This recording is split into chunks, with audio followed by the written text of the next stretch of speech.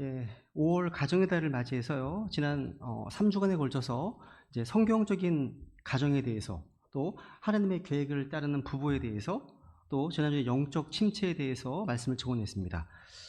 오늘은 이 가정에 대한 마지막 시간으로요. 대화의 법칙이라는 제목을 하나님의 말씀을 증언하겠습니다. 오늘 본문제 에베소서 4장 말씀을 보기 전에 에베소의 전체적인 구조를 먼저 이제 살펴보기 원합니다. 에베소는 총 6장으로 되어 있습니다. 에베소 1장부터 3장까지의 전반부에서는요, 하나님이 어떤 분이신지, 하나님이 우리를 위해서 어떤 일을 행하셨는가를 다루고 있습니다. 즉, 하나님의 크신 은혜와 긍휼을 말미암아 범법과 죄들 가운데 죽어 있었던 자들, 하나님도 없고 소망도 없던 우리 이방인들이 예수님의 십자가의 보혈을 말미암아 구원받게 되었다는 놀라운 교리를 설명하고 있습니다. 그리고 이제 에베소 4장부터 6장까지 후반부에서는요, 그 놀라운 교리를 바탕으로 해서 그 교리들을 우리 삶에 어떻게 적용할 것인가를 다루고 있습니다. 그러니까 교리를 통해서 구원받은 성도가 마땅히 어떤 반응을 보여하는가, 우리의 삶을 묘사하고 있다는 거죠. 그러니까 우리가 예수 그리스도를 믿음으로 하나님의 은혜로 구원받았다면 부패한 옛사람의 이전 행실이 아닌 새 사람을 입어야 하는데, 그 새 사람에서 나타나야 될 가장 중요한 특징이 바로 언어의 변화, 말의 변화여야 한다는 걸 가르쳐주고 있습니다. 그러니까 구원을 받았다면 우리 말에서부터 변화가 있어야 한다는 거죠. 이것은 우리가 믿고 있는 교리와 우리의 삶이 별개의 것이 아니라 상호 밀접한 관련이 있음을 교훈해 주는 겁니다. 내가 무엇을 믿고 있는지, 그 교리는 내가 어떻게 행동할 것인지에 대한 걸 결정하기 때문이죠. 저는 교리와 우리의 삶이 이제 무관하지 않다, 이걸 보여주는 좋은 예가 칭찬이라고 생각합니다. 칭찬. 오늘날 이 칭찬에 대한 오해하는 분들이 상당히 많이 계십니다. 마크 트웨인이라는 분이 이런 말을 했어요. 나는 멋진 칭찬을 들으면 2달 동안은 잘 지낼 수 있다고요. 이런 말을 했습니다.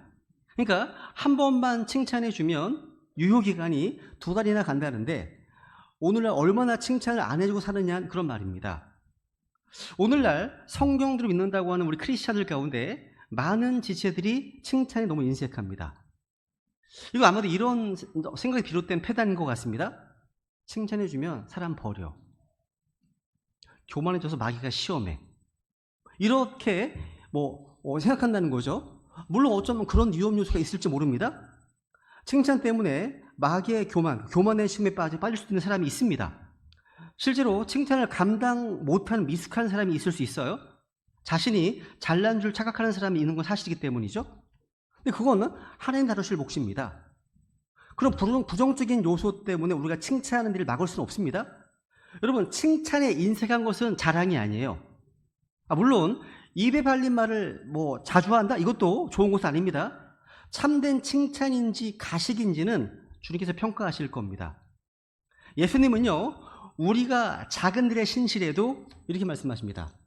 잘하였도다 선하고 신실한 종아. 그러니까 칭찬은요, 하늘의 언어입니다. 따라해 보실까요? 칭찬 하늘의 언어이다. 마귀는 결코 참된 칭찬을 하지 않습니다. 마귀는요, 아부하고 거짓말하는 존재이지 참된 칭찬을 할 수 없습니다. 근데 우리 주님께서는요, 우리의 작은 일에도 크게 칭찬하시는 분으로 보이십니다. 욥기 1장을 보시면요, 하나님께서 욥을 얼마나 칭찬하게 자랑하시는지 모릅니다. 한번 욥기 1장 8절 읽어볼까요? 시작. 주께서 사탄에게 이르시되 네가 내 종 욥을 주의 깊게 살펴보았느냐? 그와 같이 완전하고 올바르며 하나님을 두려워하고 악을 멀리하는 자는 땅에 없느니라 하시니. 저는 하나님께서 사람을 자랑하는 장면을 접하면서 놀라게 됩니다. 피조물인 인간에게서 어떻게 하나님이 만족하실 만한 요소를 찾을 수 있을까요? 그런데 하나님은요, 욥 안에 있는 작은 경건, 작은 신앙을 보셨고 그걸 기뻐하셨고 그걸 사탄 앞에서 자랑하셨던 겁니다. 그런데 사탄은요, 그것을 시험하고 송사했죠. 사탄이 이렇게 얘기합니다. 이에 사탄이 주께 응답하여 이르되 욥이 까닭없이 하나님 두려워하리이까? 주께서 그와 그의 집과 그가 수의 모든 것 주변에 사방으로 울타리를 두르지 아니하셨나이까? 주께서 그의 손이 하는 일이 복을 주셨으므로 그 땅에서 그의 자리에 불어났나이다. 무슨 얘기입니까? 하나님, 욥을 칭찬할 거 없다는 말입니다. 다 얻어지는 게 있고 이익이 있으니까 하나님 두려워하는 것이죠. 다른 게 없다는 거예요. 사탄은 이렇게 까는 걸 좋아해요. 무너뜨리기를 좋아합니다. 여러분, 칭찬은 사람을 세우는 것이고요, 주님의 방법입니다. 아름다운 것에 대해서, 또 좋은 것에 대해서 칭찬하는 것은요, 자연스러운 겁니다. 또 장려해야 될 일이라는 거죠. 오늘날 너무나 많은 일꾼들이 낙심하고 있습니다. 우리는 섬기면서 또 섬기고 헌신하는 일꾼들에게 그런 말 해서는 안 됩니다. 사람의 칭찬을 기대하지 말고 하나님만 바라고 하나님의 칭찬만 기대하시라, 이렇게 말하지 않기를 바랍니다. 여러분, 칭찬은 하지 않으면서 그분들이 실수했을 때 너무나 가혹하게 지적하고 정죄하고 비판하지는 않는지 돌아볼 필요가 있겠습니다. 어떤 지체들은 심지어 이렇게까지 얘기합니다. 저를 칭찬하지 마세요. 저의 봉사나 섬김이나 구제 등에 대해서 칭찬하지 마세요. 이 땅에서 칭찬을 받으면 하늘의 상급이 없어지잖아요. 어떻게 이런 생각이 교회 안에 들어와 있는지 모르겠습니다. 구원받은 지 오래된 지체들이 그런 말을 할 때면 참 당혹스럽습니다. 우리 주님은 그렇게 인색하신 분이 아니십니다. 사람이 나를 칭찬한다고 해서 하늘에서 야, 너 칭찬 받았으니까 상관없어 하시지는 않으신다는 거죠. 한번 볼까요? 로마서 14장 읽어보고 시작. 하나님의 왕국은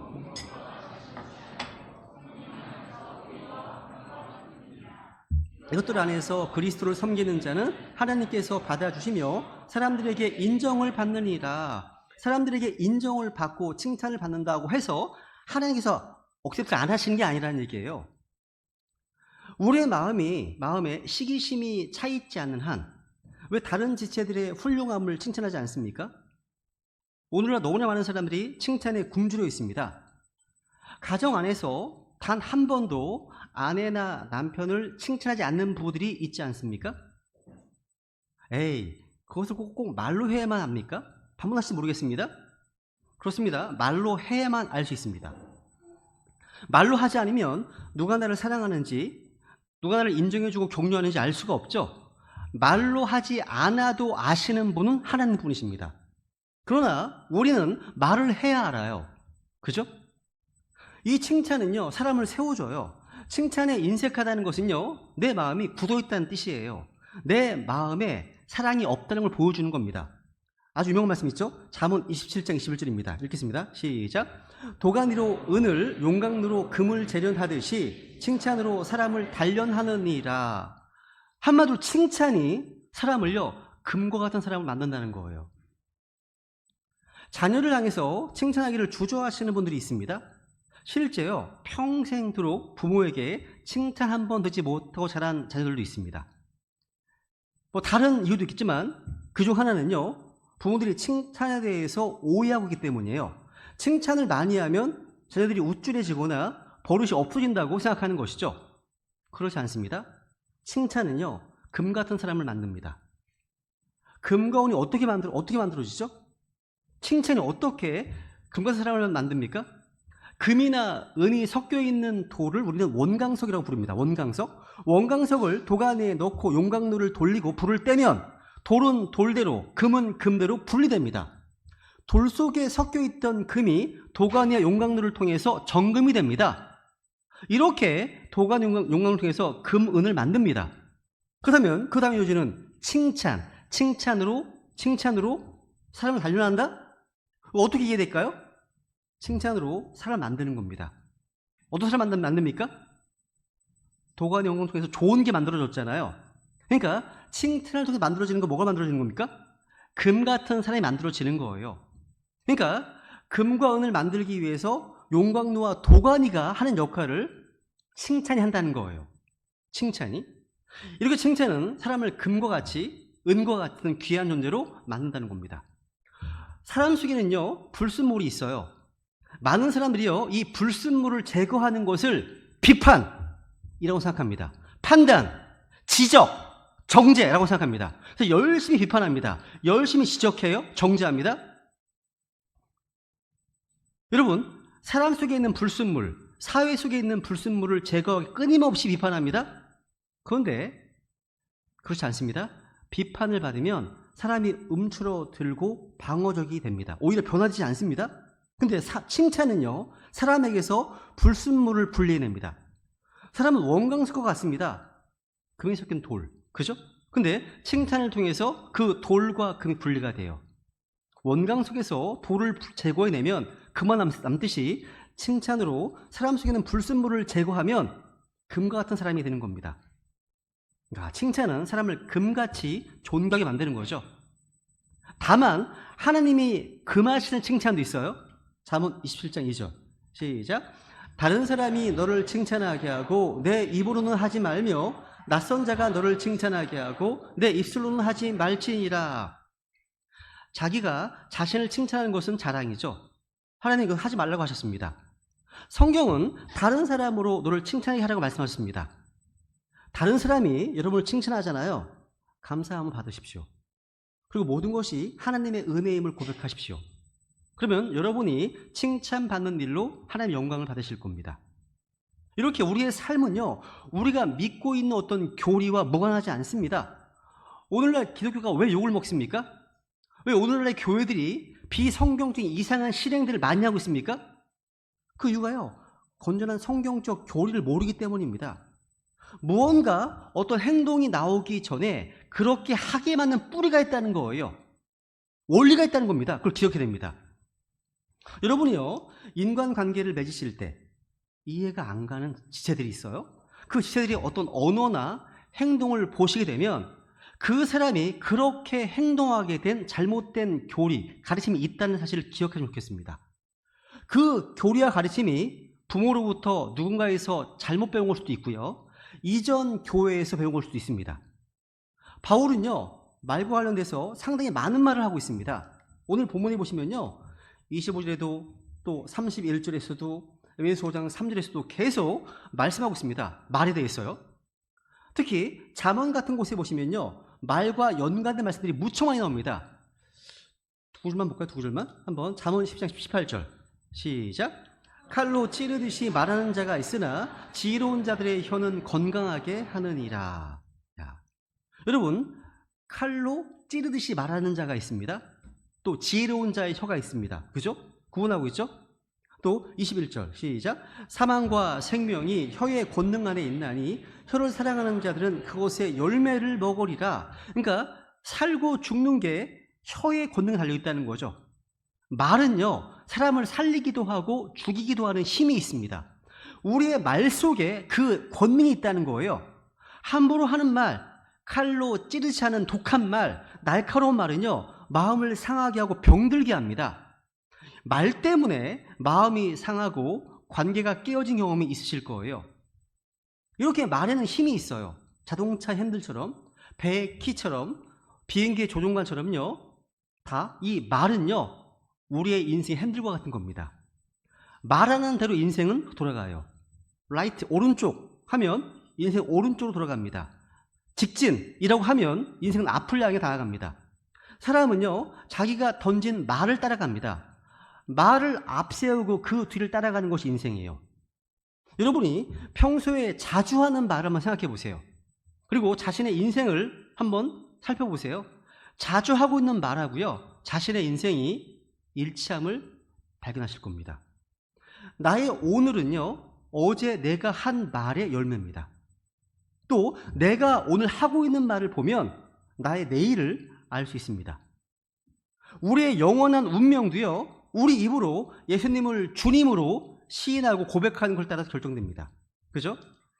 읽겠습니다. 시작.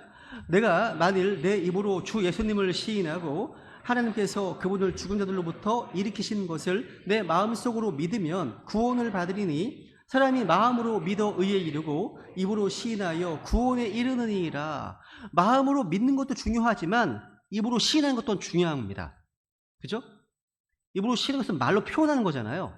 우리의 믿음을 입으로 표현하는 것에 우리의 영원한 운명이 결정됩니다. 이제 말은 중요하다는 거예요.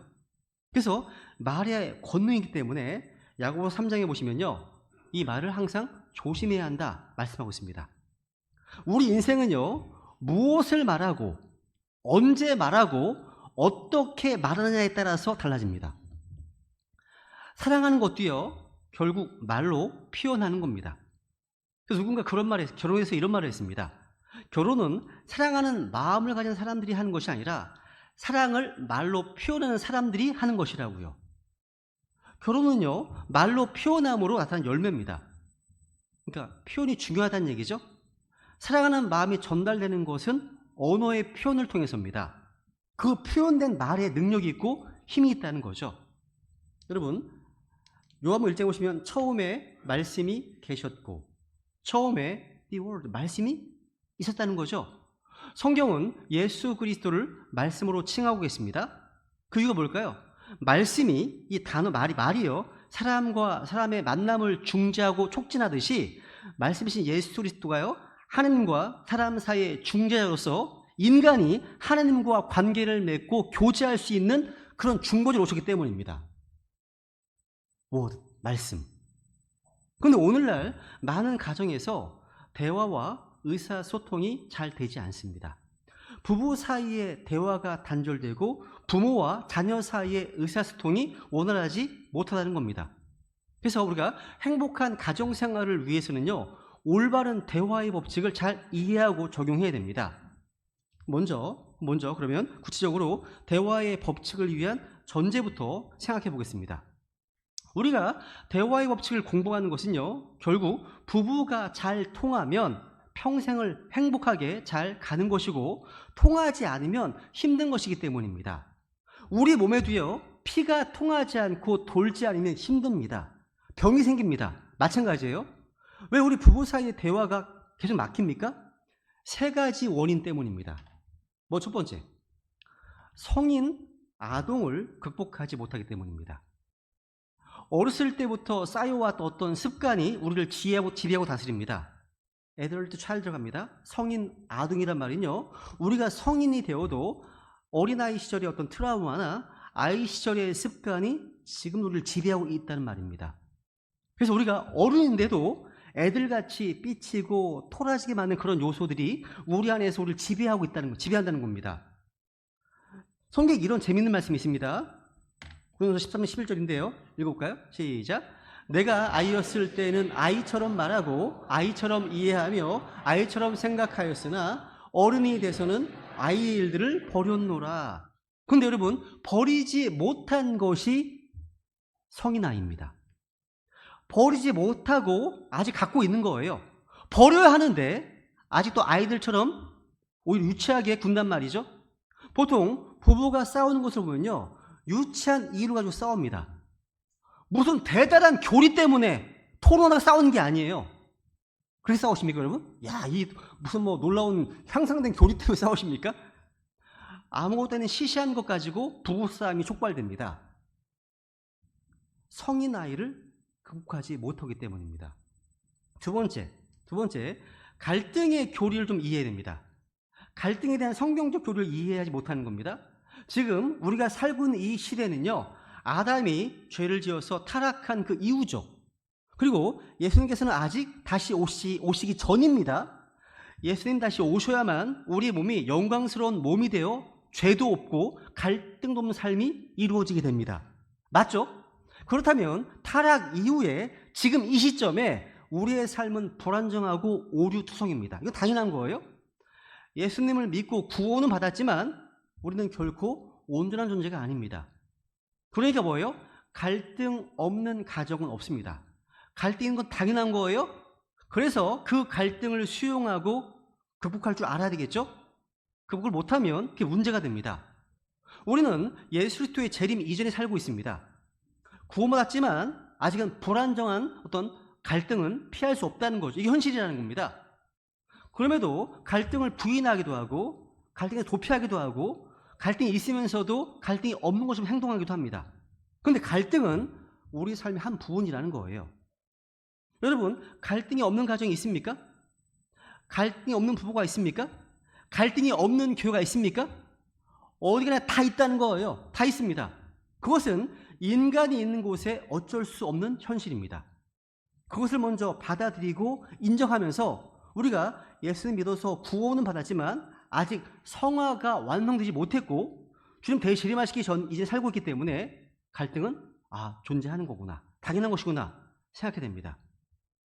그 때문에 여러분 그럼 하지 않습니까? 당신이 어떻게 이럴 수가 있어 나한테, 이런 말 하지 마세요. 당신이 그럴 수 있다는 겁니다. 어떤 신학생이 이제 목회를 하려고 하다가 미국에서 죽으면 죽으리이다 이런 책의 저자이신 안희숙 여사님을 만나 뵀다고 해요. 근데 이분이 이제 안희숙 여사님한테 앞으로 사역을 하게 될 자신에게 좋은 어떤 카운슬, 조언 해달라고 이렇게 부탁했습니다. 그때 이 안희숙 여사님이 이렇게 얘기했습니다. 사역을 하다 보면 별의별 일이 다 생겨요. 그럴 때 너무 놀라지 말고 그럴 수도 있지 하세요.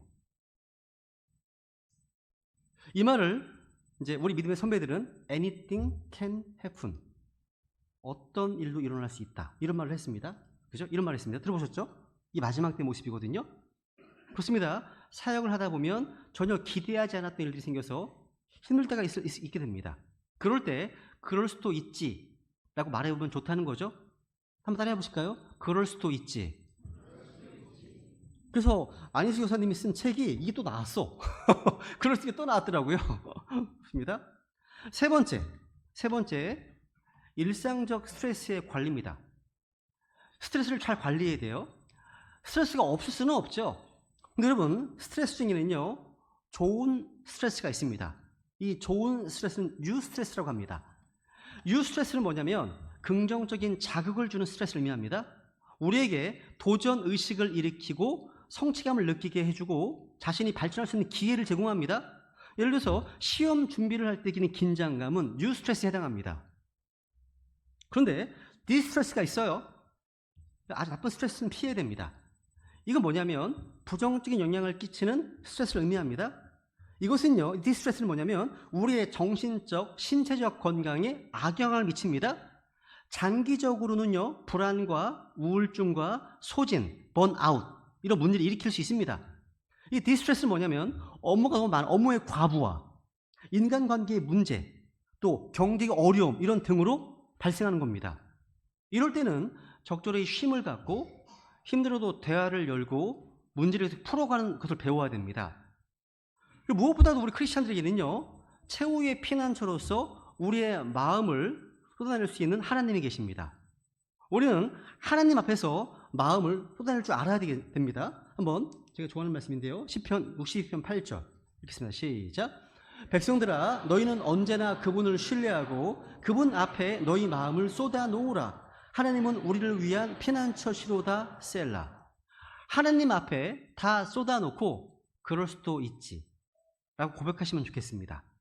그리고 다시 주의 말씀을 붙들고 나아가게 되면 우리가 조금 흔들렸다가도 다시 성경 말씀처럼요, 우리가 넘어질지라도 완전히 쓰러지지 아니하리니, 이 말씀처럼 완전히 쓰러지지는 않습니다. 다 일어설 수 있다는 거죠. 그럼 이제 큰 돼지 두 번째로요, 구체적으로 올바른 대화의 방법입니다. 사실 이 내용은요, 커뮤니케이션 관련 서적들 몇 권만 읽어보시면 다 나오는 내용입니다. 근데 여러분 잘 안 읽으시잖아요, 그런 책들을요. 그래서 제가 좀 간략하게 정리해서 말씀드리겠습니다. 여러분, 의사소통은요, 인간관계의 34%를 차지하는 중요한 요소입니다. 우리를 둘러싼 일생의 관계 속에서, 부부관계를 포함해서 모든 관계 속에서 상처나 트라우마를 피하고 상처를 극복하는 대화의 방법이 있습니다. 이것을 비언어적 의사소통이라고 합니다. 우리의 대화 생활은 꼭 말로만 통하는 것은 아닙니다. 비언어적 언어가 있어요. 이거 non-verbal language라고 합니다. 이거 있습니다. 이게 뭐냐면, 이 말은 비언어적 말이 뭐냐면 우리가 어떤 자세를 취하느냐, 또 어디를 쳐다보느냐, 우리의 제스처, 얼굴 표정, 내 목소리 톤, 이런 것들을 말합니다. 사실 이런 것들은 설교나 강의 가지고 안 돼요. 연습을 해야 됩니다. 연습을. 영어에 여러분 practice makes perfect라는 말 있죠. 자꾸 practice 연습을 해야 한다는 거죠. 이건 1시간 설교로 해결될 것이 아닙니다. 기대해서는 안 됩니다. 그러더라도 알고 있는 것이 모르는 것보다 낫습니다. 예를 들어서 여러분 대화하실 때 몸을 뒤로 젖힐 때가 있습니다. 근데 뒤로 몸을 젖히면 괜히 무시하는 것 같습니다. 거절하는 자세라는 거죠. 근데 약간 앞으로 몸을 숙이게 되면 대화의 자세를 보여요. 아시죠? 그죠? 다 상상이 되시죠? 그리고 목에요, 힘을 주는 사람이 있어요. 목에 힘을 풀어주는 게 좋아요. 목에 힘을 풀지 않고 힘을 주면 성경에 그런 사람을 목이 곧은 사람이라고 하는 겁니다. 그리고 그래서 조금 부드럽게 하고 되도록이면 자세도 공손하게 대화하는 게 좋습니다. 그리고 발을 어긋나게 하고 말하게 되건, 말을 다리를 꼬거나 어긋나게 하고 말하게 되면 상대방을 괜히 거절하는 듯한 인상을 줄 수 있습니다. 그래서 발을 바닥에 평행하게 두고요, 몸을 앞으로 기울인 자세가 좋습니다. 이런 얘기를 왜 해야 되는지 모르겠지만 말씀드리는 거예요. 눈을 맞추고 대화하면서 자꾸 다른 데 쳐다보지 마세요. 그런 분 봤어요. 저랑 막 제가 상담을 하는데 듣다가 자꾸 딴 데를 쳐다봐요. 이런 데 당황스럽거든요. 집중을 해야 되겠죠. 그죠? 상대방에 집중해야 됩니다. 주목하는 거죠. 그리고 얼굴 표정도요, 세상 종말을 것처럼 인상 쓰지 말고 좀 웃으면서 노력해야 됩니다. 그러니까 상대방을 자연스럽게 쳐다보고 괜히 수상하게 쳐다보지 말고, 제스처도 몸을 움츠리지 말고 의사소통하라는 거죠. 특히 조금 부드러운 목소리로 말하십시오. 고함치듯 하지 마시고. 특히 우리 한국 사람들은 목소리 톤이 너무 높아요. 근데 중국 사람은 더 높아요. 세상 다니다 보면요, 시끄러운 사람은요 중국 사람 아니면 한국 사람이래요. 조금 톤을 좀 죽이고 따뜻하게 부드럽게 말하는 습관을 쌓으면서 상대방의 반응에 같이 반응을 적극적으로 해줘야 한다는 거죠. 여러분, 이런 말이 있습니다. 입술에 30초가 가슴에 30년이라는 말이 있습니다. 효과적인 의사소통에서 말하기와 듣기가 무척 중요해요. 여러분, 말하기에서 중요한 것은요, 상대방을 주목하고 천천히 말하는 겁니다. 너무 급하게 하지 말고 천천히. 그리고 자신의 감정 표현은요, 반드시 해야 됩니다. 근데 여러분, 감정을 표현하는 데 있어서 언어 전문가들이라는 말이 있어요. You 메시지로 하지 말고 I 메시지로 하라고 가르칩니다. 이게 무슨 말인지 아세요? 이런 거예요. 당신! 어떻게 내 생일을 잊어버릴 수가 있어? 이게 You 메시지예요. 이해되시죠? I 메시지는 뭐냐면, 나는 당신이 내 생일을 잊어버린 것이 굉장히 섭섭해요. 이게 I 메시지예요. 그러니까 You 메시지를 쓰면요, 굉장히 공격적이 됩니다. 이거 싸우자는 얘기예요. 이런 거죠. 당신이 항상 늦게 들어오면 나는 걱정됩니다. 걱정이 돼요. 이런 식으로 상대방의 그 행동 때문에 내가 느끼는 나의 감정만을 표현하면 이게 훨씬 좋다는 겁니다. 이게 I 메시지예요. 당신은 어떻게 이렇게 무책임할 수 있어? 이 대신에 저는 우리가 서로의 일에 책임을 지는 모습을 보고 싶어요. 라고 하면 상대방이 기분 나빠할 필요가 없겠죠. 그죠? 그러니까 여러분이 유 메시지를 쓰면 굉장히 공격적이 돼요. 어떤 행동이나 어떤 사건 때문에 내가 느끼는 감정만을 이야기하는 것이 I 메시지입니다. 이 기법이에요. 이 기법을 사용하면요, 그 사건으로 인해서 내가 느끼는 감정만을 표현한 의사 표현이기 때문에 싸움이 잘 안 납니다. 한번 해보세요. 집에 가서 한번 실험해보세요. 그래서 성경 보시면요, 오직 영에 속한 사람은 모든 것을 판단하나, 모든 것을 판단하나 말씀하고 있습니다. 영적인 사람은요, 어떤 것, 어떤 문제에 대해서 말하고 판단합니다. 어떤 사람이 아닙니다. 사람에 대해서 판단하지 않습니다. 사람에 대해서 공격적으로 말하지 않습니다. 문제만 다루면 돼요. 당신이라는 사람이 이렇다, 이런 공격적 메시지로 말하면 싸움이 되는 겁니다. 해결이 안 됩니다. 그리고 여러분, 대화할 때 듣기를 잘 하셔야 됩니다. 상대방을 집중해서 듣는 거예요. 듣는 표시가 뭐죠? 눈으로 쳐다보고 그게 좀 끄덕끄덕거리고, 그죠? 그리고 뭐가 애매모호하다면 질문도 하는 거예요. 그게 무슨 말씀이시죠? 질문도 하는 거예요. 그래서 명료화시키는 게 필요합니다. 가끔 상대방이 중요한 얘기 하잖아요. 반복하는 것도 좋습니다. 미러링을 하는데요, 반복하는 것도 좋습니다. 아, 이렇게 하면 그렇게 된다는 말씀이신가요? 반복해 주는 거예요. 또 굉장히 힘드시겠네요. 이렇게 어떤 적극적인 경청이 중요하다는 거죠. 그리고 쉽게 판단이나 결론을 내리지 말아야 됩니다. 남자들은 빨리 결론을 내리려고 하는 경향이 많아요. 좀 참고 들으면서 나중에 같이 결론을 내지면 훨씬 더 좋은 대화가 된다는 거죠.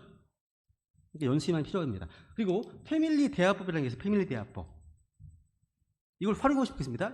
뭐냐면 프렌들리, 친근한 모습으로 어텐티브, 귀를 쫑긋하는 거죠. 그죠? 미투, 들어주면서 나도 그래 라고 하는 겁니다.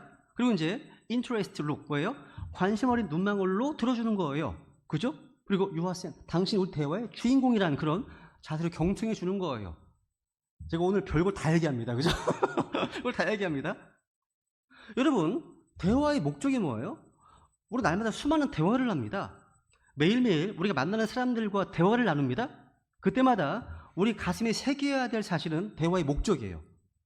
우리는 대화할 때마다 관계를 맺는 것에 초점을 둬야 됩니다. 한마디로 서로를 세워주는 것이 목적이에요. 어떤 이들은 대화를 할 때 이기려고만 합니다. 가르치려고만 합니다. 교통이 안 돼요. 이기려고 하고 가르치려고만 하면 벽을 쌓습니다. 여러분, 커뮤니케이션의 목적은요, 다리를 놓는 거예요. 다리를요. 서로를 연결시키는 다리를 놓는 데 있습니다. 여러분, 커뮤니케이션이라는 말의 본래 뜻은 짐을 나누다라는 뜻입니다. 그러니까 우리는 대화를 통해서 짐을 나눌 수가 있습니다. 대화하다 보면 짐이 가벼워지거든요. 짐은 문제입니다. 그런데 대화 가운데 문제가 해결되고 풀립니다. 인생의 대부분의 문제는요, 문제 그 자체보다 잘못된 관점에서 비롯됩니다. 어떤 사건에 대한 잘못된 관점, 잘못된 해석, 잘못된 반응이 문제 그 자체보다 더 큰 문제를 일으킵니다. 그런데 여러 지체들과 대화를 하다 보면요, 교제하다 보면 문제를 보는 시각이 객관화돼요. 하나님의 안목에서, 믿음의 관점에서 문제를 보게 됩니다. 그때 문제가 오히려 하나님이 일하시는 재료가 됩니다. 그러면서 문제에 대한 해결책을 찾게 됩니다. 대화는 짐만 나누는 게 아니에요. 대화를 통해서 우리는 서로의 기쁨을 나누게 됩니다. 대화를 잘하면 짐은 절감되고요, 기쁨은 배가 된다는 것을 경험할 수 있습니다. 정말 중요한 거예요, 여러분. 이건요. 또 우리는 대화를 통해서 자기의 존재를 발견할 수 있습니다. 상대방의 말을 경청해 주잖아요. 그러면 자신이 얼마나 소중한 존재인지를 발견하게 됩니다. 우리가 가장 좋아하는 사람은요, 말 잘하는 사람이 아니에요. 말을 잘하면 어떤 사람은 좋아할 수 있습니다. 싫어하는 사람도 있습니다.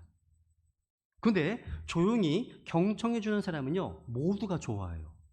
모두가 좋아합니다. 목회의 상당 부분이 여기에 할애되어 있습니다. 제 목회. 단순히 귀를 기울여 들어주는 것만으로도 상담의 80% 해결됩니다. 지금 이 시대는요, 경청하는 귀의 역할을 하는 사람들이 많이 필요해 보입니다. 그럼 마지막으로 우리가 피해야 될 의사소통에는 어떤 것이 있을까요? 아주 간략하게만 말씀드리고 마치겠습니다. 해서는 안 되는 것들입니다. 먼저 네임 콜링, 이름 짓기입니다. 상대방을 모욕하거나 비하하는 이름을 붙이는 행위입니다. 주로 어떤 갈등 상황에서 사용됩니다. 상대방이 어떤 별명 붙여주는 거예요. 이 멍청아, 이 바보야, 이 이기주의자야, 이 무능력자야, 뭐 게으름, 이런 거 있잖아요. 이런 거. 그러니까 상대방을 어떤 카테고리 안에 묶어버리는 거예요. 해서는 안 됩니다. 또 푸딩 다운이 있습니다. 아래 두는 거죠. 비우는 겁니다. 비하하는 거예요. 깎아내리는 겁니다. 상대방을요. 깔보는 겁니다. 무시하는 거죠. 야, 넌 정말 쓸모없는 사람이구나. 야, 이런 일 못하니 너 참 무능력하네. 상대할 인간이 아니네. 이런 겁니다. 이런 표현은요, 상대방에 큰 상처를 줄 수 있습니다. 건강한 소통을 방해합니다. 그리고 비난하는 겁니다. 특정한 문제나 상황에 대해서 상대방에게 책임을 전가한 비판하는 행위입니다. 이 모든 게 너 때문이야. 너 때문에 이렇게 됐어. 네가 제대로 했더라면. 이런 거예요. 또 부인하는 겁니다. 특정 사실이나 책임을 인정하지 않고 부정하는 행위를 말합니다. 책임을 회피하거나 상황을 인지하지 않는 태도를 가리킵니다. 그거 내 잘못 아닌데? 나 몰라. 부인하는 겁니다. 또 방어하는 겁니다. 자기의 잘못을 인정하지 않고 변명이나 핑계를 대는 겁니다. 근데 잘못을 인정하고 해결을 찾는 자세가 필요하겠죠. 그리고 마인드 리딩, 마음 읽기라는 게 있습니다. 상대방의 의도나 생각을 추측하거나 가정하는 행위입니다. 그러니까 상대방에게 직접 묻지 않고요, 자기가 가정하는 겁니다. 예를 들어서 당신은 분명 나를 무시하고 있네. 당신은 나를 사랑하지 않는 것 같아. 당신 뭐 다른 꽁꽁에 있는 것 같아. 왜 그런 행동하지? 그러니까 상대방의 마음을 내가 들어가서 읽는 것처럼 얘기하는 겁니다. 그럼 안 됩니다. 말을 직접 들어보고 이해하는 게 필요하다는 거죠. 또 사이드 트래킹, 딴소리 하는 겁니다. 대화의 주제를 벗어나서 다른 얘기를 흘러가는 거죠. 논점을 회피하고요, 다른 주제로 대를 돌리는 겁니다. 이렇게 되면 문제 해결이 요원해지는 거죠. 그러니까 그 문제에 대해서 나는 뭐 말하기 싫어, 다른 얘기하자, 이렇게 자꾸 딴소리 하는 겁니다. 대화의 중심을 유지하고 논점에서 벗어나지 않도록 해야 하는 겁니다. 그죠? 또 뭐예요? 침묵하기입니다. 상대방의 질문이나 대화 시도를 무시하고요, 답하지 않는 행위를 의미합니다. 의사소통을 회피하고 대화에 참여하지 않는 태도입니다. 그러니까 침묵하는 거는요, 의사소통을 단절시키고요, 상대방에게 무시당했다는 느낌을 줄 수 있습니다. 상대방이 묻습니다. 대답하지 않습니다. 또 중요한 대화 가운데 의도적으로 침묵을 시키는 거예요. 침묵으로 일관하는 겁니다. 나는 당신과 상관하지 않겠다는 거예요. 사실 이런 경우 때문에 다른 사람들하고 대화의 벽, 담을 쌓는 사람들이 많이 있습니다. 저는요, 침묵하는 가정보다는 싸우는 가정이 낫다고 믿습니다. 그러니까 말을 안 하고 사는 것보다는요, 싸우는 게 훨씬 낫습니다. 싸우는 것도 일종의 커뮤니케이션이기 때문입니다. 소통하고 있는 거거든요. 아무 소리 안 하는 것보다는요, 싸우기라도 하는 것이 낫다는 겁니다. 우리는 지금까지 이런 대화의 법칙을 살펴봤습니다. 특히 크리스찬 부부의 영적 동행은요, 하느님과의 삼각관계로 보면 좋겠습니다. 그러니까 둘만 사는 게 아니에요. 하나님과 더불어 삼겹줄 사는 겁니다. 그죠? 하나님과의 삼각관계에서 잘 보시면 남편이 하나님을 향해 거리가 가까울수록, 또 아내가 하나님을 향해 거리가 가까울수록 남편과 아내 사이 관계가 좁혀집니다. 맞죠? 그러니까 정말 남편도 하나님을 바라보고 하나님의 마음을 쏟아놓고, 또 아내도 하나님을 바라보고, 그러면 하나님 안에서 두 사람 거리가 좁혀지고 하나가 된다는 것. 이 내용들은 우리 믿음의 선배들이 많이 얘기했던 얘기입니다. 하나님 삼각관계. 간단한 원리죠? 한번 다 같이 해보세요. 표시해보세요. 해보세요. 이렇게. 프리메이슨 치수, 이거 표현 아닙니다. 그런 거 오해하시지 마세요. 아니에요. 어떤 분들 진짜 뭔가 하면 이상하게 생각하시는데, 아닙니다. 이거. 그렇죠? 여기에 남편이 있고, 여기가 아내가 있는 거예요. 위에 누가 계신 거예요? 하나님이 계신 겁니다. 하나님과 나의 관계, 거리가 남편과 아내의 거리를 또 결정하는 겁니다. 이 간단한 원리를 기억하시면 좋겠습니다. 우리 이 시간 종일 머리 숙여 기도하시면서 오늘 들으신 이 대화의 법칙을 우리의 삶의 현장에서 잘 적용할 수 있도록, 그리고 우리 가족 모두가 주님께 가까이 나아감으로 우리 가정에서 부부관계가, 또 부모와 자식 간의 관계가 더욱더 친밀한 관계로 함께 걸어갈 수 있도록, 우리가 주님께 은혜를 구하는 시간을 갖겠습니다. 기도하시겠습니다.